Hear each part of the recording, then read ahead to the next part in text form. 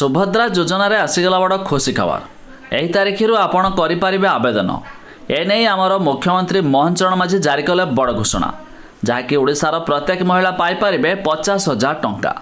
कौन रही अपडेट जानिबा शेष पर्यंत देखु। ता पूर्व वीडियो को लाइक करूँ, सब्सक्राइब करनथिले एबे सब्सक्राइब करी पाखर थिबा घंटी चिन्ह को दबाई दिंतु। ओडिशा रे रहिथिबा प्रत्येक महिला अर्थात प्रति परिवार रु जणे को 23 रु 59 वर्ष बयस मध्य होइथिबा महिला माने ए सुभद्रा योजना अधीन रे आवेदन करि पारिबे आ पाइ पारिबे सरकार तरफ आसुथिबा 50,000 टंका।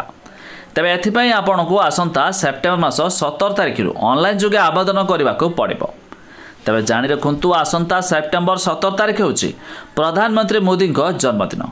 आ प्रधानमंत्री मोदी जन्मदिन अवसर में सुभद्रा योजना हेबाकु जाउछि शुभारंभ, जहाँ जरिया प्रत्येक महिला एथिरे ऑनलाइन जोगे आवेदन करी पाइ पारिबे 50,000 टंकार भाउचर। तेबे एथिपई आपनको आधार कार्ड, कास्ट सर्टिफिकेट एमिति कि इनकम सर्टिफिकेट मध्य आवश्यक पड़िबो। तेबे जदि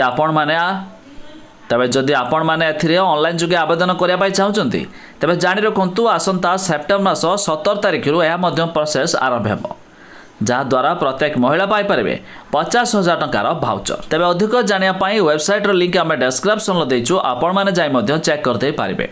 आउ आपण माने भी सुभद्रा योजना अधीन रे आवेदन करिया पाई चाहबे कि ता निहाती कमेंट करी जणाइबे।